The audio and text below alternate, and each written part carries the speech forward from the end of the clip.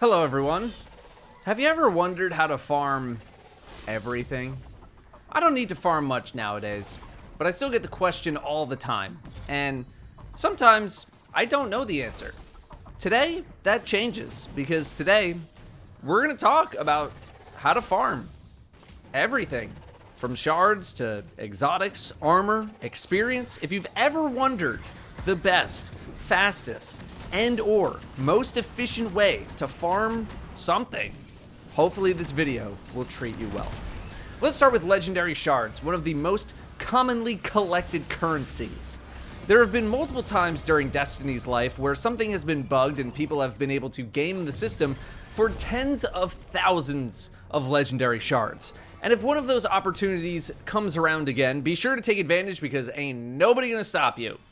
But if one of those scenarios doesn't currently exist, you're gonna need to do it the old-fashioned way, playing the game. One of the best ways to farm legendary shards is by doing Dares of Eternity. Collect bounties from the Star Horse and complete them to get Paraversal Halls. Dismantle the legendary gear that comes in it, and at the end of Dares of Eternity. Most legendary shards you get will be in the form of dismantle the legendary gear. So if you don't need something, you can pretty much just shard it immediately.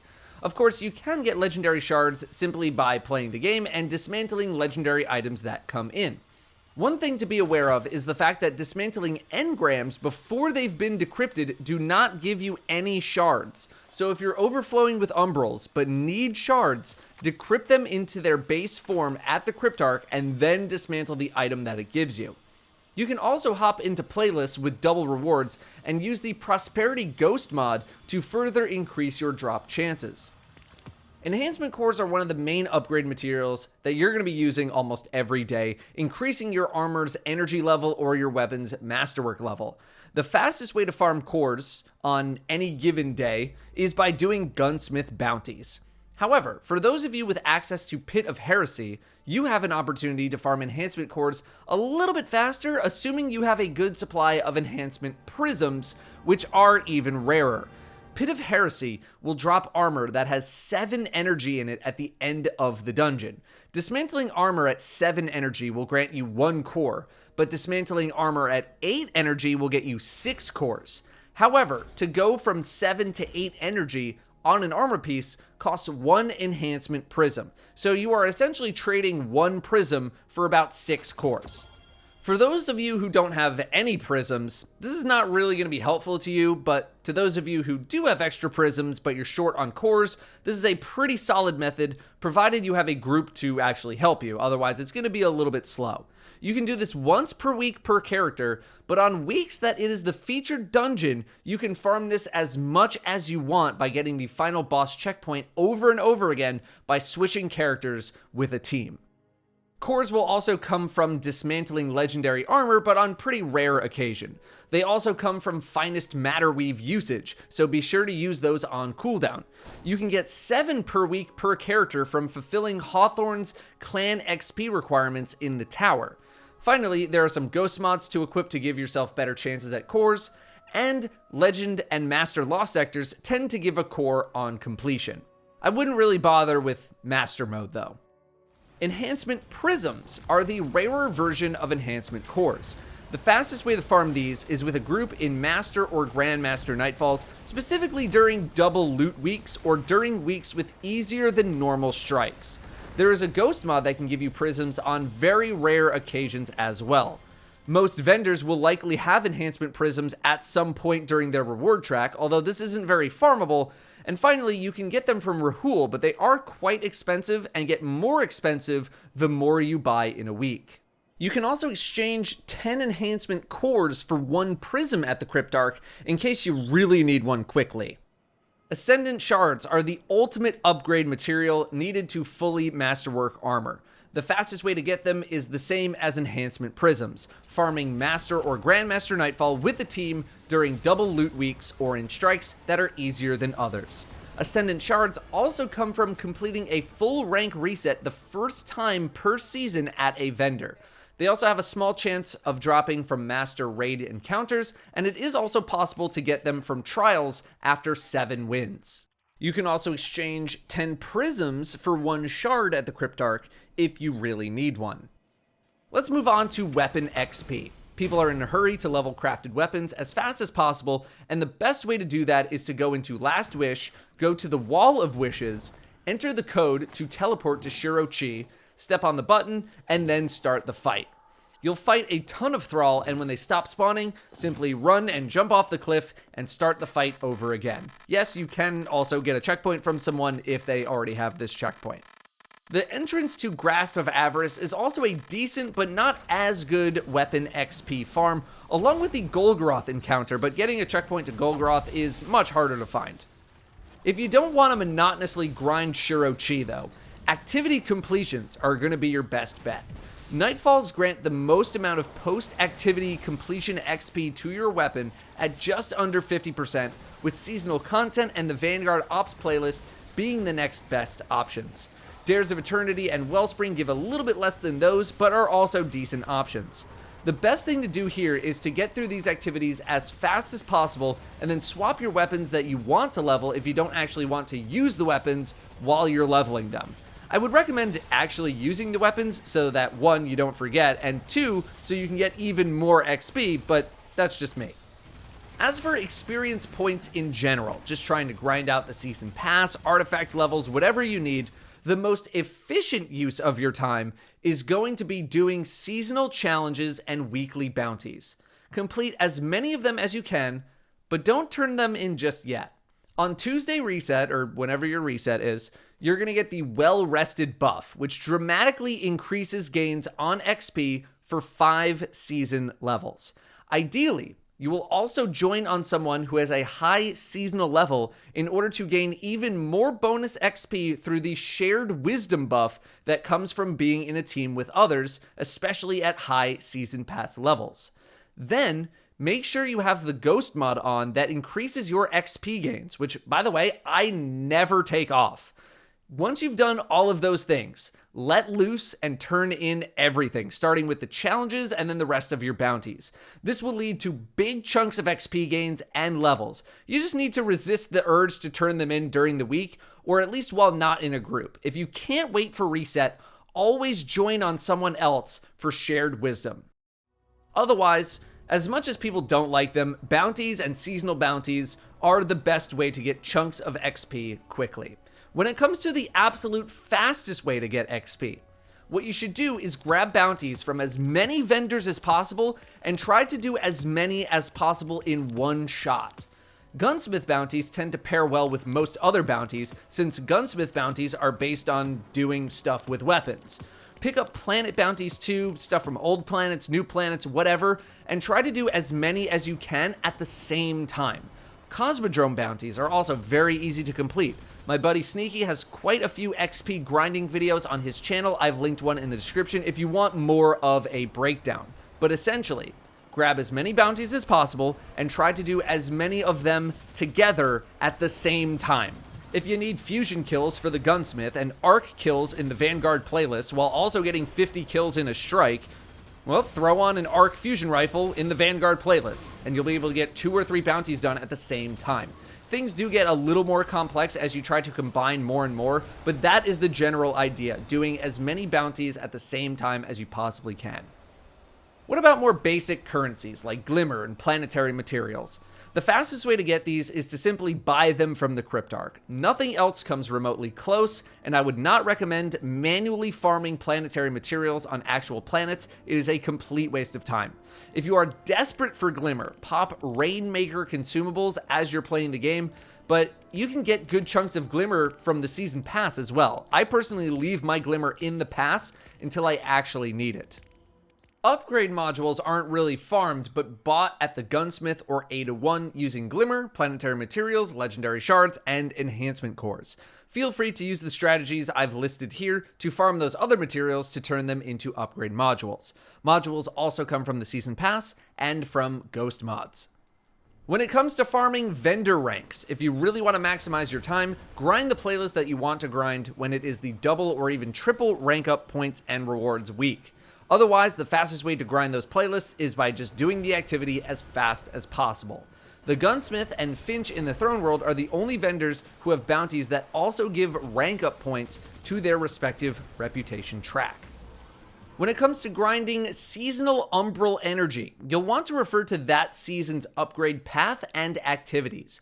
For example, in Season of Plunder, the best way to grind Umbral Energy is to play Expedition as fast as possible with all of the upgrades that give you bonus Umbral Energy, and by using the double Umbral Energy upgrade in your map. Since this will change based on what content you're doing and based on content that we don't even know of just yet, I have to leave this a bit open-ended. The fastest way to get more exotic armor is to complete Legend Lost Sectors, preferably on days where the Lost Sector of the day is considered easy. This won't always mean that you're going to be able to grind the exact slot that you want to, but if you're just generally looking for the path of least resistance, check the Lost Sector of the day every day, and just ask around and see if people consider it to be slow or fast or hard or easy. If you're looking to get a bit more social, grinding Master or Grandmaster Nightfalls on double loot weeks is a great way to try to get some exotics, although it is definitely not as efficient without that double loot bonus. However, you also have the ability to get Enhancement Prisms and Ascendant Shards while running these activities, so if you're looking for all three at the same time, which I do feel like some people are, Nightfalls are the way to go. Exotic armor is also a very rare random drop off of enemies, but it's not really practical to farm for exotic armor in this way. Bright Dust is your way to experience the Eververse store for free. The fastest way to grind out Bright Dust on demand is by doing repeatable vendor bounties that say that they give Bright Dust. However, at only 10 dust per bounty, this is very rarely a good idea, only good for people who need a very little amount of dust to make a purchase. You could also do the 8 bounties challenge for each one of the 3 core playlist vendors, giving you 120 dust for 8 bounties. Doing all 3 of them across 3 characters nets you just over 1,000 dust per week, but that does mean you need to complete 72 bounties if you want that full amount. However, this 120 dust is probably the fastest dust that you can get that isn't just a puny 10 from a bounty. Getting through your season ranks as fast as possible is probably a more efficient use of your time, as the season pass is full of free big chunks of dust. Holiday events like the Dawning tend to have dust opportunities as well, but they're not around all the time. Be sure to monitor when these events come out for some extra dust opportunities. Finally, you can earn 4,000 Bright Dust from completing most of the seasonal challenges in a single season. This is the main reason I try to do seasonal challenges. You won't be able to access this dust until 2.5 months into a season at the earliest, but since seasonal challenges are so good for XP grinding anyway, you should aim to do as many as you can do for that big dust reward at the end, if you have the time. There's also a chance you could score a gift of Bright Dust from an Eververse engram, but the odds are low and this is not farmable. How about weapon crafting materials, Resonant, Harmonic, and Ascendant Alloy? Fortunately, the game is very generous in telling you how to get these, and they're pretty self-explanatory. Resonant Alloy comes from dismantling non-raid legendary weapons, which you'll be dismantling all the time, and Harmonic comes from raid legendary weapons, which you'll probably also be dismantling all the time. Ascendant Alloy comes from the weekly Throne World story mission. The easier the difficulty, the rarer the drop. It also drops from Master Mode Wellspring and Catch Crash while Catch Crash is still around. While Nightmare Containment is also still around, Ascendant Alloy can drop from the Tier 3 event if you use Vestiges of Dread for the bonus reward. Once this is gone though, you're out of luck until something new comes along. This is the best solo method of farming it, but you'll be much better off farming Master Wellspring or Catch Crash if you're looking for speed. Rahul also sells them, but they are very expensive. Resonant Element is the final currency you'll need, and this comes from completing a Deepsight Weapons requirements, which is 40 kills. You also get a little bit from dismantling incomplete Deepsight Weapons, but not as much as completing one. You can treat this process the same as leveling crafted weapons, but this isn't a particularly agonizing task anymore. When it comes to craftable Deepsight weapon acquisition in order to get the patterns for said weapons, the best thing that you can do is buy them from each respective vendor once per week per account, assuming you have the upgrade that enables you to do so. Keep in mind that you'll need that season's respective Umbral Energy in order to buy that season's respective weapons. Otherwise, you're just going to need to grind that season's activity and hope you get weapons to drop. Dares of Eternity weapons can also be found by opening up the chest in Xur's treasure hoard with treasure keys and hoping you get your drops. Raid Deepsight weapons are purely RNG, but Vow and King's Fall both have secret objectives to complete within the raid that, if completed, will reward a random Deepsight weapon at the end of the raid. Instructions for both are linked in the description. You can also buy one Deepsight weapon per week per account at the final chest vendor in each raid at the end. Speaking of raids, the fastest way to farm Spoils of Conquest is by getting a group and farming whatever is considered the fastest and or easiest raid encounter of the newest released raid. As of this video, that is the Daughters encounter in King's Fall, and you do this by getting checkpoints over and over again. When a new raid comes out, it's going to be whatever the shortest loot-giving encounter is. When it comes to Transmog currency, the various synths, the fastest way to get these done is by hunting for specific bounties within the Vanguard and or raid/dungeon threader bounties. Within the raid/dungeon threader bounties, look for bounties that require elemental weapon kills or orbs of power, and then farm the start of Grasp of Avarice. When it comes to Vanguard threader, avoid the kill 40 champions requirement unless you're running a lot of Nightfalls. You can reset the bounty by abandoning it in your menu and then picking it up again from Ada. Just be aware that it costs 10,000 Glimmer to do so. How about the armor that you're going to transmog, some high stat armor? Well, the fastest way to get high stat roll armor is easily by Umbral Engram focusing. As soon as you unlock the ability to do it, simply dump your Umbral Energy into focusing engrams based on the slot that you need. Be sure to use a ghost mod to focus your stats even more by selecting which stat you will get at least 10 of every time. The Season Pass also drops very high stat armor, but this is not repeatable. Endgame content like raids, dungeons, and master content are also great sources of high stat armor, but are much harder to do. Finally, strange coin and treasure key farming comes down to running a lot of Dares of Eternity, buying horse bounties, and completing them, along with buying paraversal hauls. Hauls are a better pick than buying treasure keys straight up because there's a chance you can get multiple keys in one paraversal haul. Now, there may be some times where you need to kill specific enemy targets, Vex, Taken, Hive, etc. Here are the best places to kill those enemies. For the Fallen, Trostland Lost Sectors are my go-to. There are 3 of them, all within close proximity with a decent amount of enemies in each one. For Hive, the entrance to Grasp of Avarice is the best spot, but if you don't have access to that, the Lost Sector in Sorrow's Harbor on the Moon is another good spot with a lot of Hive in it. For Vex, the Orrery Lost Sector in the middle of Nessus is a good place to farm.